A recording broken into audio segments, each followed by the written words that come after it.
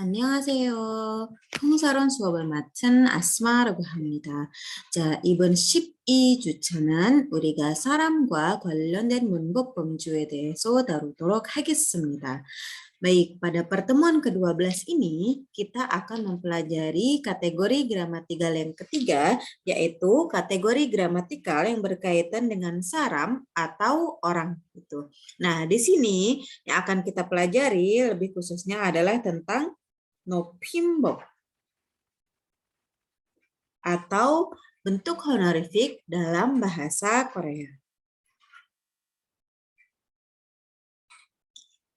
Baik, ini adalah kategori yang akan kita pelajari pada hari ini. Yang pertama adalah 높임법의 종이 atau arti definisi dari 높임법 atau honorific itu sendiri.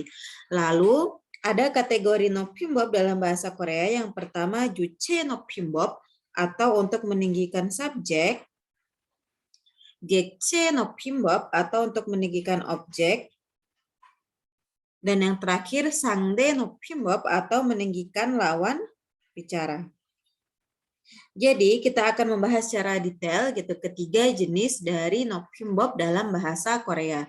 Bagi yang ingin membaca lebih lanjut, bisa mempelajari dua referensi ini, yaitu buku 구본관 한국어 문법 총론 1 dan buku Kim Nam-mi yang berjudul 쉽게 배워 바로 써먹는 친절한 국어 문법. Baik, yang pertama kita akan pelajari tentang definisi dari 높임법 atau honorific dalam bahasa Korea itu apa. Berbeda dengan bahasa Indonesia, bahasa Korea memiliki 높임법 atau honorific, dan ini cukup sistematis. Nah, jadi apa yang dimaksud dengan 높임법? 높임법 atau 높임 표현, ini maksudnya 표현 ya. Jadi bentuk atau ekspresi honorific adalah 말하는 사람이 어떤 대상에 대하여 그 높고 낮은 정도를 언어적으로 나타낸 것이다.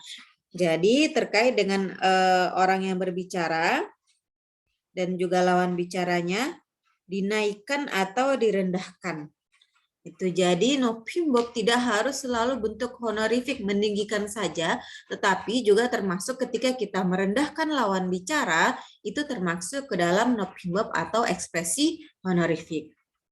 Nah, 높낮이의 대상에 따라서, jadi tergantung dari objek tinggi rendahnya tersebut, 높임 표현 itu dibagi menjadi dua, gitu kan. Yang pertama, 주어나 주체 대상의 높이는 주체 높임.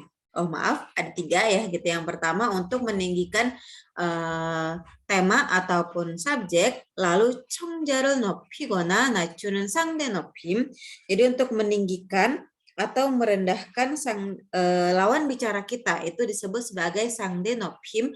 Dan yang terakhir untuk meninggikan 목적어, objek atau busao, keterangan dari lawan bicara kita yang disebut sebagai 객체 높임. Jadi ada tiga jenis 높임법 dalam bahasa Korea, tergantung dari kita mau meninggikan siapa, subjek atau objek, lalu lawan bicara kita mau ditinggikan atau direndahkan. Baik, yang pertama kita akan memperdalam tentang 주체 높임법 atau honorific subject. Jadi 주체 높임법 itu adalah ekspresi untuk meninggikan 문장의 주어 atau subjek dari kalimat. Jadi dalam kalimat tersebut misalkan subjeknya itu 할아버지 atau 아버지, 선생님, orang yang memang harus dihormati, maka kita bisa meninggikan subjeknya. Tuh. Dan dalam bahasa Korea untuk 주체 높임법 ini secara khusus hanya dilengkapi dengan shi pada predikatnya. Biasanya saat di awal mempelajari bahasa Korea itu dipelajari ya tentang shi ini. Jadi ketika kata kerja atau kata sifat ditambahkan shi, maka itu termasuk ke dalam honorific subject. Selain itu ada juga penyesuaian partikel subjek dari i, ga menjadi keso. Jadi untuk juche no pinbab ini cirinya ada dua. Yang pertama predikat ditambahkan shi, sonomal on shi, lalu subjek berubah menjadi keso. Gitu. Jadi bukan lagi i, ga, tetapi keso. Nah, sekarang kita lihat contoh dari juche no pinbab. Yang pertama, kalimat 1, harabojiga tonayo. Harabojiga tonanda. Jadi kakek pergi. Kalimat ini tidak salah secara tata bahasa, tetapi karena subjeknya adalah haraboji, maka akan terdengar tidak sopan. Jadi kalimat tersebut harus diperbaiki menjadi haraboji keso, ganya berubah menjadi keso, lalu tonanda berubah menjadi tonashinda. Jadi ditambahkan shi di sini. Gitu. Nah, itu untuk meninggikan subjek yang mana di sini subjeknya adalah haraboji. Tuh.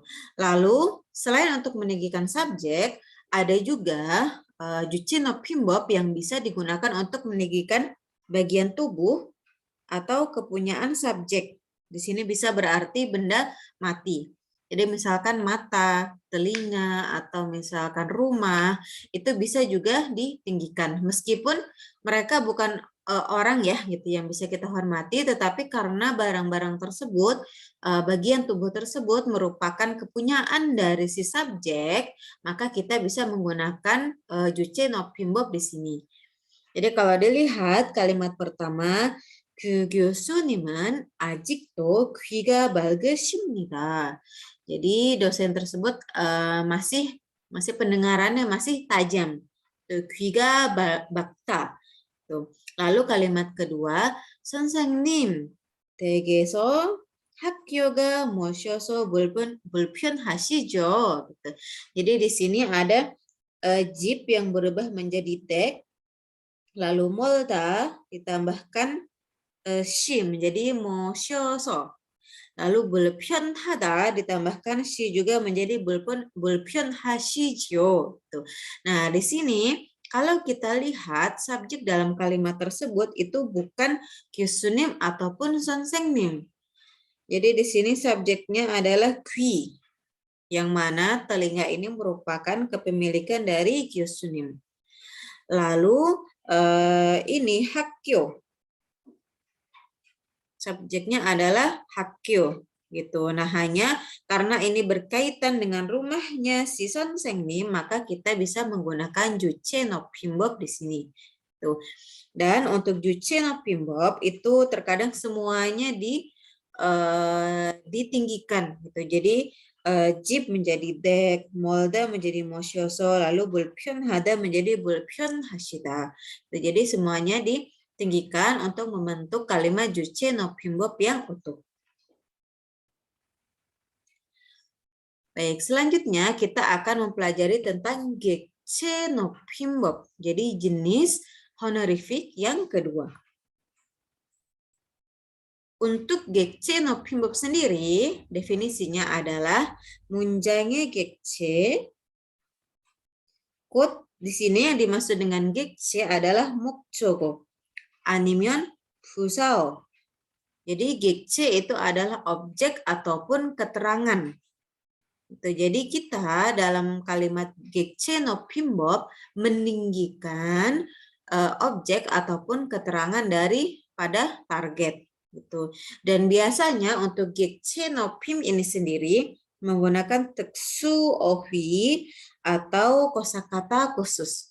Jadi ada perubahan kosakata. Ada kosakata biasa, ada kosakata gekche no pim. Dan pada bahasa Korea abad ke-15 ke-16, gekche no pim ini masih banyak digunakan.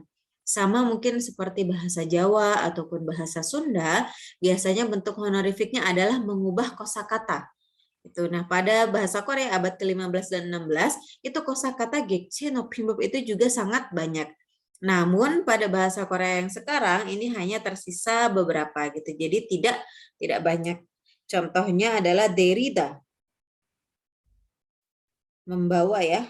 Membawa gitu itu atau mengundang itu diubah menjadi moshita. Jadi 부모님을 모십니다. Jadi 저는 집으로 부모님을 모십니다. Saya mengajak gitu, membawa orang tua ke rumah. Tuh, jadi di situ bumonim sebagai objek ditinggikan dengan kata kerja moshita, bukan derida tetapi moshita.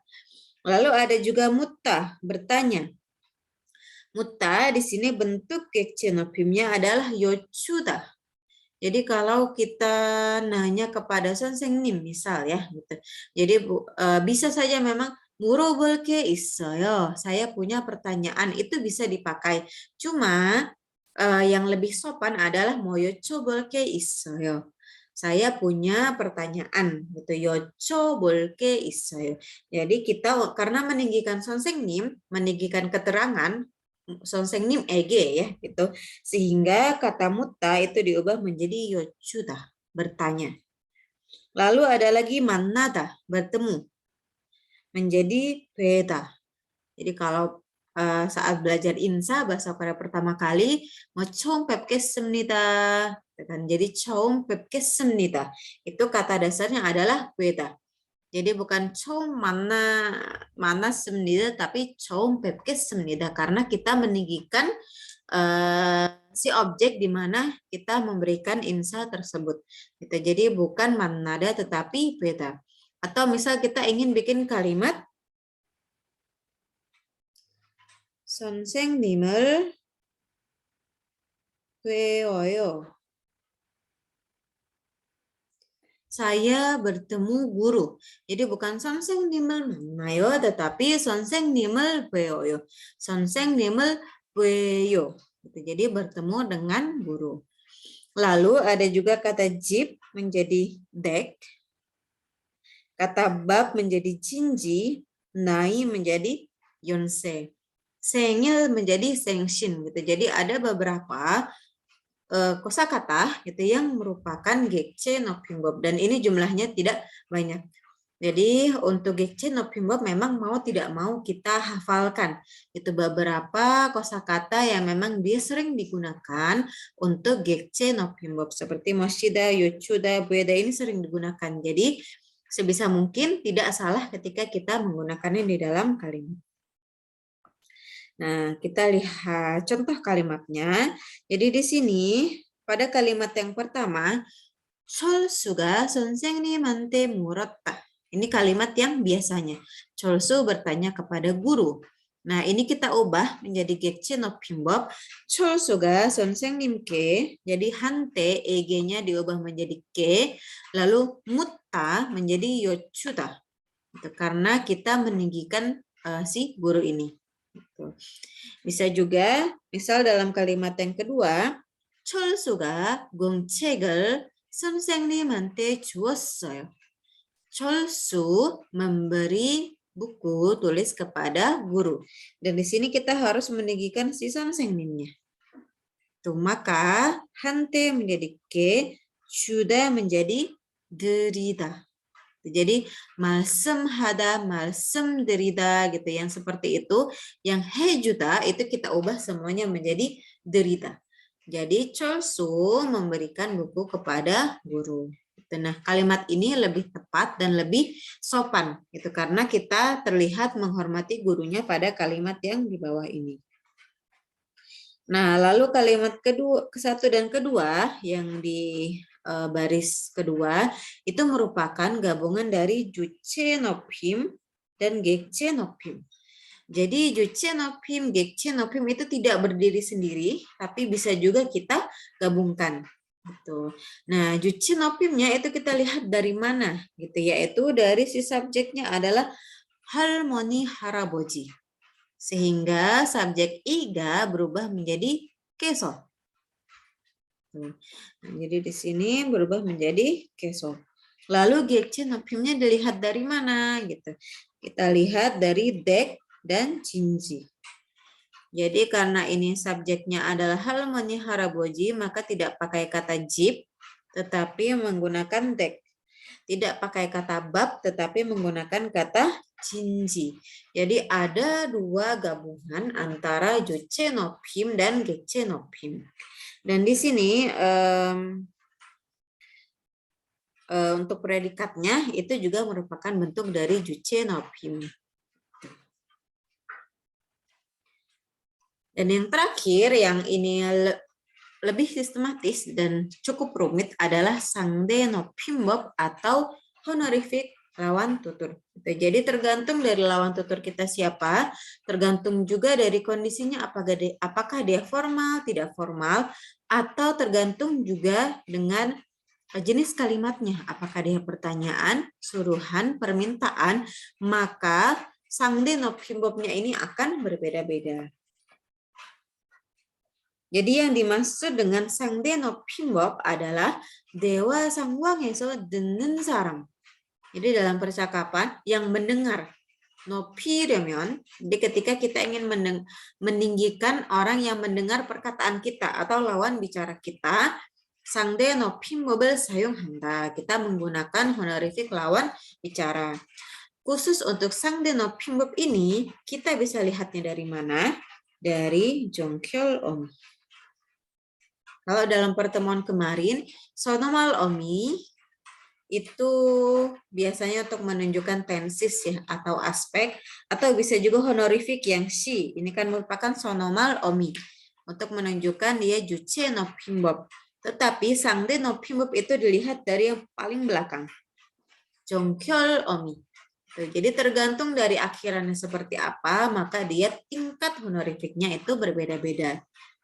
Dan untuk honorific lawan bicara itu dibagi menjadi gyeoksikje atau bentuk formal. Jadi situasi formal, misalkan situasi perkuliahan atau situasi presentasi, situasi dalam membawakan berita, itu merupakan bentuk formal. Sedangkan ada bigyuksikje atau bentuk tidak formal, seperti ketika kita bicara dengan teman kita gitu, atau kondisi-kondisi yang memang dia tidak yang santai ya, tidak formal gitu. Nah, untuk gyeoksikje ini dia ada beberapa jenis, yaitu 4 jenis. Jadi kalau dilihat di sini semakin ke atas itu dia semakin tinggi. Jadi ada hashipsyoche, ini dia aju nophayo. Jadi merupakan bentuk paling tinggi, bentuk paling hormat dan paling formal. Jadi hormat dan formal ya. Gitu. Lalu ada haoche, ini dia agak tinggi. Jadi dia tidak terlalu tinggi tapi agak. Lalu ada hageche, ini yesa nachum, itu agak rendah. Gitu. Nah untuk haoche dengan hageche, ini dia tidak banyak digunakan, biasanya digunakan oleh orang tua. Dan yang terakhir ada herache, ini aju nachum, jadi sangat rendah. Gitu. Jadi yang biasanya harus difahami secara utuh itu adalah hashipsyoche dan herache. Sedangkan untuk bentuk tidak formal ini hanya ada 2, yaitu tinggi dan rendah. Heoche dengan heche. Jadi ketika kita belajar tata bahasa Aoyo, oh ya bentuk mogoyo. Ketika yu-nya dihilangkan maka dia menjadi banmal, mogo. Gitu. Nah itu yang satunya heoche, yang tinggi, yang satunya hece yaitu rendah. Nah, dalam percakapan bisa jadi bentuk hashipsyoche dan heoche digunakan dalam satu situasi sekaligus. Jadi kan ini sebenarnya situasinya beda ya, yang satu formal, yang satu tidak formal. Tapi kita bisa gunakan keduanya dalam satu situasi.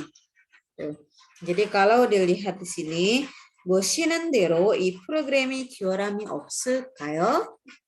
완벽하다고 할 수 없지만 저희가 아는 대로 교람이 없습니다. Jadi ini digunakan ketika presentasi ya, sebenarnya bentuknya formal. Tetapi si pembicara di kalimat pertama menggunakan heoche. Jadi bentuknya tidak formal. Ini digunakan untuk lebih berkesan ramah dan juga menjaring pendapat daripada si lawan bicara, si pendengar. Lalu dia balik lagi ke bentuk hashipsyoche atau bentuk formal, jadi 교람이 없습니다. Jadi dia objektif, tegas, dan kaku. Itu ciri khas dari bentuk formal. Sedangkan bentuk tidak formal itu berkesan ramah, tetapi tetap hormat. Jadi dua-duanya bisa digunakan dalam satu situasi. Nah, ini adalah tabel dari Sangde no Pinbok. Gitu. Jadi kalau dilihat ini cukup rumit ya, gitu kan? Karena ini dibagi menjadi munhyong kumsa 등급. Jadi dari jenis kalimat paling sini 평소문 pernyataan, gamtanmun kalimat seru, eimunmun tanya, lalu myongnyungmun ini dia untuk perintah, lalu chongyumun ini permintaan, request ya. Jadi ada 5 jenis kalimat yang disajikan di sini.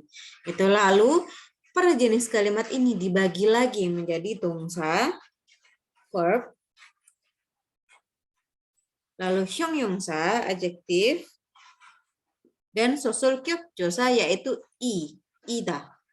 Itu sama ya untuk 평소문, gamtanmun, eimunmun ini sama-sama pakai dibagi menjadi ketiga jenis kelas kata ini.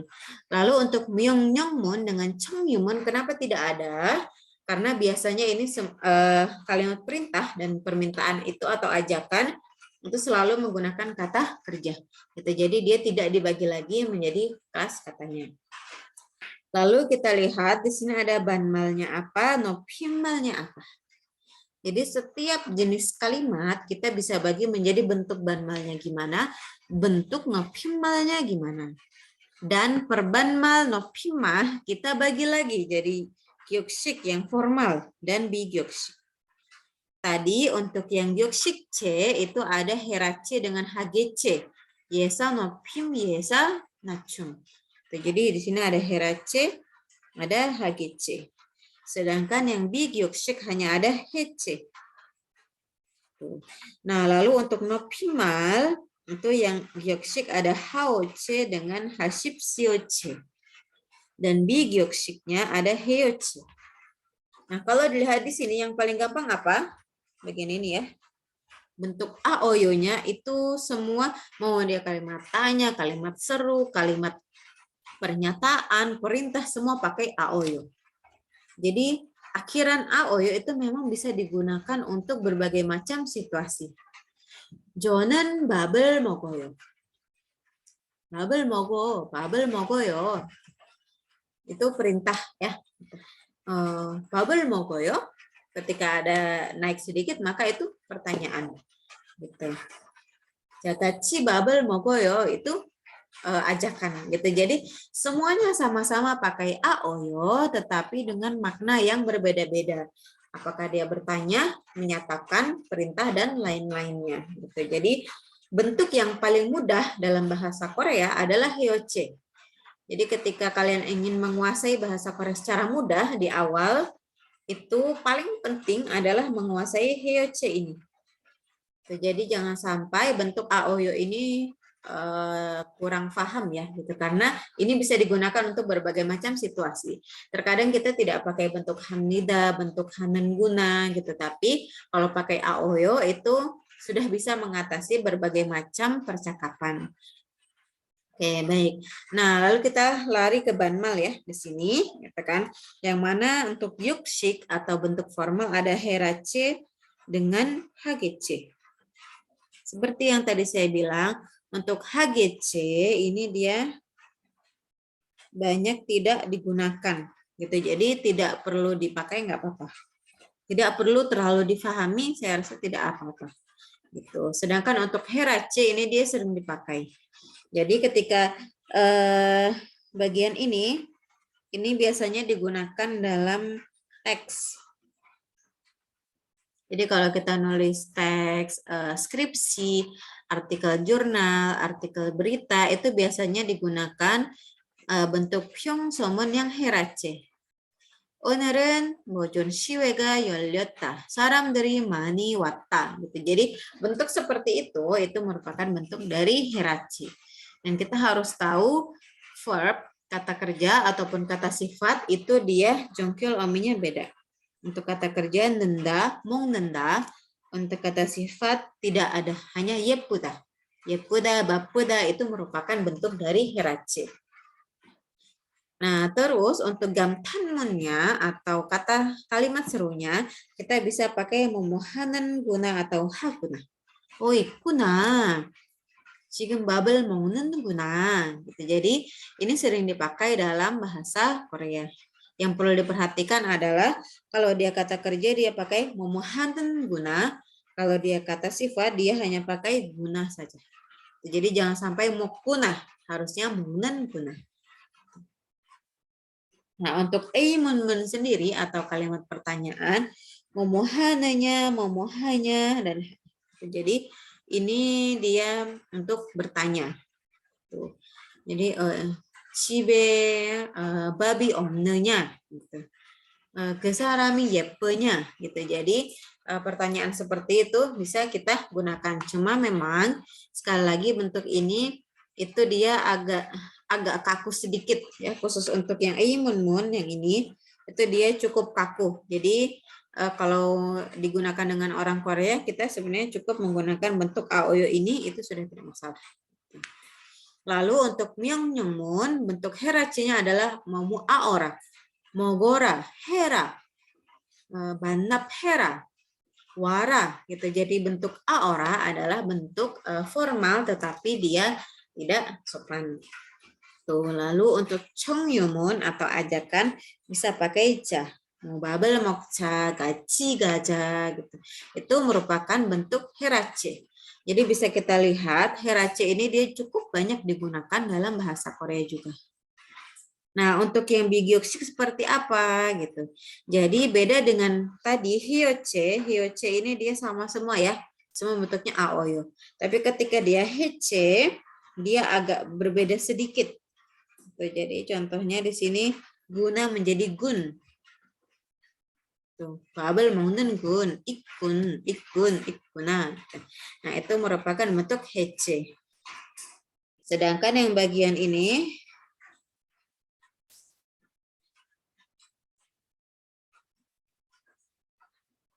sebenarnya hanya tinggal aoyo dihilangkan yu-nya saja.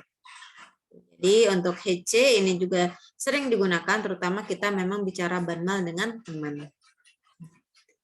Nah, untuk nopimal sendiri yang gyoksik ada haoche dengan hashipsyoche.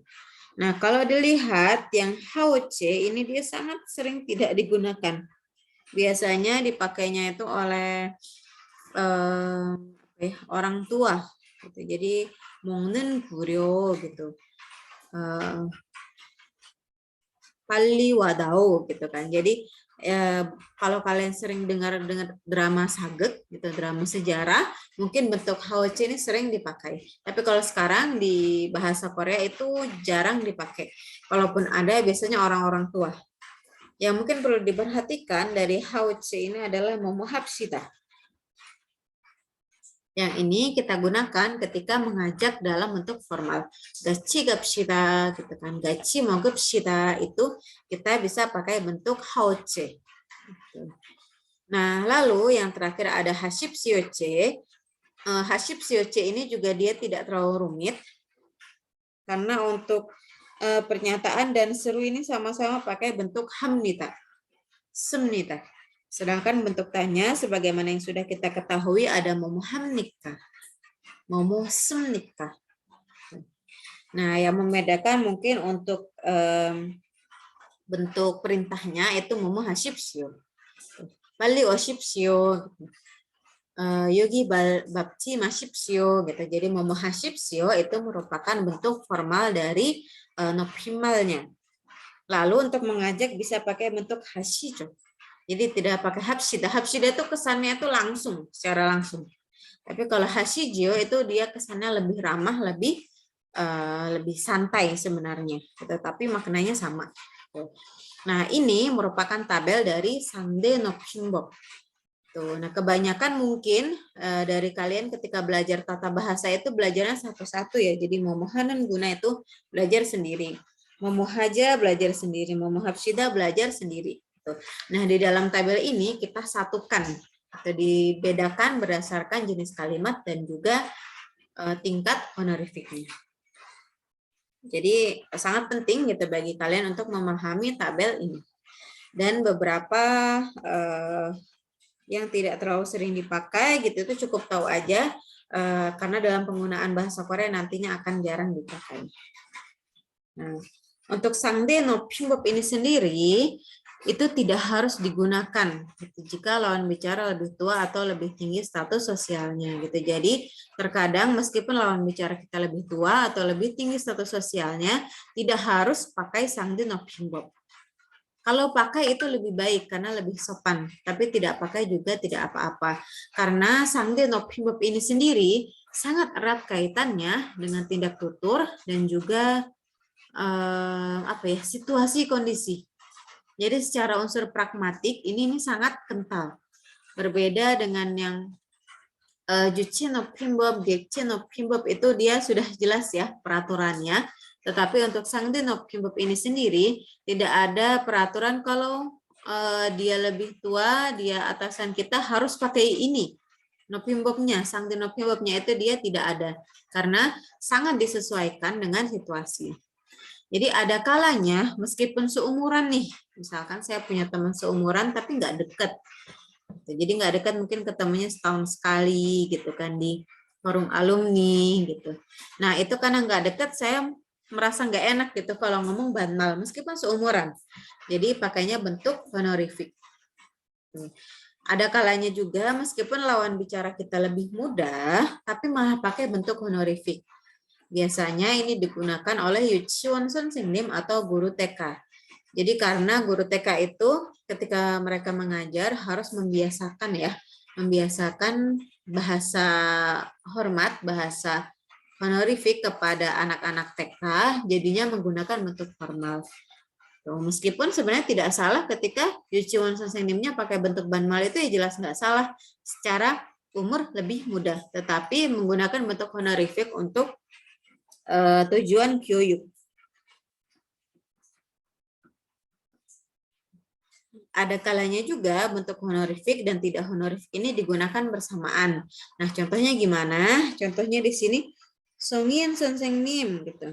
Di sini dia bentuk honorific karena manggilnya itu pakai Sonsengnim, pakai bentuk hormat. Tetapi kalimat selanjutnya ini banmal. Onel bam momo gelka. Jadi bukan harusnya kalau honorific sama honorific biasanya secara umumnya. Tapi karena di sini kemungkinan keduanya itu umurnya beda. Tetapi sudah akrab. Jadi bahasa yang dipakai banmal. Hanya untuk kucing, ini tadi Songyeon Sensengnim itu diusahakan tetap bentuk hormatnya. Gitu. Nah ini keduanya bisa dipakai, tidak masalah. Gitu. Lalu terkadang ada juga kita lawan bicaranya sama. Tapi belum tentu honorific yang digunakan itu selalu sama. Bisa jadi agak beda, tergantung situasinya. Misal ketika saya berbicara dengan Omoni di rumah, Oma 오늘 밥 안 했어? 오늘 밥 안 했어? Jadi pakai bentuk banmal ya di sini. Bentuk hece. Tetapi ketika di restoran ada Omoni dengan Sonsengnim bersamaan gitu. Kita kan nggak mungkin di depan Sonsengnim ngomong sama ibu kita pakai banmal. Jadi saat itu saya ngomong dengan ibu saya menggunakan bentuk honorific. Sonsengnim 저희 어머니입니다. Jadi bukan 저희 어머니야 itu enggak. Tapi pakai bentuk momo hashib sioche. Bentuk yang hormat. Tuh, jadi sama-sama ngomong sama oma. Tetapi karena situasinya beda, tempatnya beda, gitu, dan ada campur tangan orang ketiga yang berbeda, maka kita menggunakan bentuk honorific yang berbeda juga. Gitu. Yang paling penting daripada Sangde no Pimbop ini adalah adanya persetujuan. Persetujuan dengan lawan bicara. Jadi meskipun misalkan dengan teman kantor dia lebih muda 2 tahun, sebenarnya tidak salah ketika saya pakai banmal gitu kan ke dia. Tetapi karena belum ada persetujuan, maka tetap menggunakan honorific. Terus akhirnya uri malnocha. Malnocha. Jadi kita ngomong banmal aja yuk gitu. Nah, ketika sudah ada persetujuan seperti itu, maka baru bisa sama-sama menggunakan banmal atau bahkan memanggil Onni, Opa, Hyong, terus itu Nuna itu juga sangat butuh persetujuan. Jadi nggak mentang-mentang karena dia lebih tua kita ngerasa deket lalu manggilnya Oni. Enggak juga harus ada persetujuan. Oni ragu dulu tuh Teo. Apakah saya boleh manggil Anda Oni? Gitu. Jadi untuk Sangdino Pimbab ini sangat kental dengan adanya persetujuan. Makanya setiap case-nya itu beda-beda. Case by case. Jadi nggak bisa disamakan. Seperti itu. Nah, itu tadi kita sudah membahas tentang nopimbob atau kategori gramatikal yang berkaitan dengan orang dalam bahasa Korea. Jadi ada juche, gekche, dan sangde. Diharapkan setelah mempelajari ini kalian semakin memahami nopimbob atau honorific dalam bahasa Korea. 자, 그럼 이번 제12 강의는 끝났습니다. 다음 주에 뵙겠습니다. 감사합니다.